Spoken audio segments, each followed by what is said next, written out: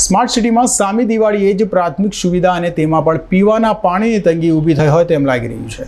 કારણ કે સુરતના ડબોલી રોડ પર આવેલ સરદાર પટેલ સોસાયટીમાં છેલ્લા 2 મહિનાથી પાણી નહીં આવતા સ્થાનિકો પરેશાન થઈ ગયા છે. વારંવાર રજૂઆત છતાં કોઈ નિવેડો ન આવતા લોકોમાં તંત્ર સામે આક્રોશ જોવા મળ્યો છે. સ્માર્ટ સિટી સુરત શહેરમાં જ ઘણા વિસ્તારોમાં લોકોને પ્રાથમિક જરૂરિયાત એટલે કે પાણી જ મળતું નથી. સુરત શહેરના ડબોલી રોડ પર આવેલ સરદાર પટેલ સોસાયટીમાં છેલ્લા 2 મહિનાથી રહેવાસીઓને પાણી પીવાનું મળતું નથી. વાપરવાનું તેમજ પીવાના પાણી માટે બોટલો મંગાવીને પાણી પીવા વિસ્તારના રહેવાસીઓ મજબૂર બન્યા છે. સોસાયટીવાસીઓએ જણાવ્યું હતું કે છેલ્લા 1.5 માસથી તો પીવાનું પાણી જરાક પણ આવતું નથી અને ઘણી મુશ્કેલીઓનો સામનો કરવો પડે છે. અનેક વખત સુરત મહાનગરપાલિકામાં રજૂઆત કરી હોવા છતાં કોઈ ઉકેલ ન આવ્યો છે. ત્યારે આ વિસ્તારના લોકોને સામે દિવાળી ક્યારે પાણી મળશે તે તો જોવું રહ્યું.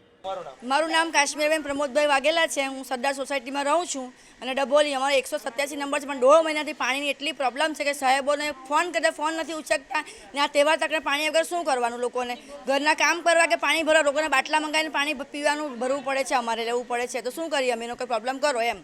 કેટલા સમયથી આ સમસ્યા? આ 2 મહિનાથી એમ કે 2 મહિનાથી પાણી નથી આવતું. મને છેલ્લે 4-5 ઘરથી પાણી જ નથી આવતું. ઘરના વૈરા બધા અમે હેરાન થઈએ છીએ. સોસાયટીમાંથી લોકો મેસેજ કરે છે, કમ્પ્લેન કરે છે, પણ એનો કોઈ જવાબ જ નથી. કંઈ એનું કંઈ આપતા જ નથી. એનું કંઈ ઓનલાઈન કરીએ તો પણ નથી કરતા, પણ કોઈ જવાબ જ નથી આપતું એમ. પાણીનો પ્રોબ્લેમ પડી રહેલો છે સરદાર સોસાયટી ડબોલી રોડ પર. બરાબર, દિવાળીનો માહોલ છે. અત્યારે જે ઘરનાને કામ ધંધો કરવાનો હોય તે કામ ધંધો પણ થતો નથી. બરાબર છે, કેટલીક રજૂઆત કરી છે, કમ્પ્લેન ઓનલાઈન કરવા છતાં પણ આગળથી પ્રોબ્લેમ સોલ્વ કરીને ચાલ્યા જાય છે, પણ પાછળના છેલ્લા 5 ઘરોમાં પાણીનો જ પ્રોબ્લેમ રહે છે. આ પ્રોબ્લેમ લગભગ 1.5 મહિનો થવાનો છે. ઉપર અધિકારીને વાત કરીએ તો ઉપલા અધિકારી એવું કહે છે કે ભાઈ નવી લાઈન નાખવાની રજૂઆત અમે કરીએ છીએ.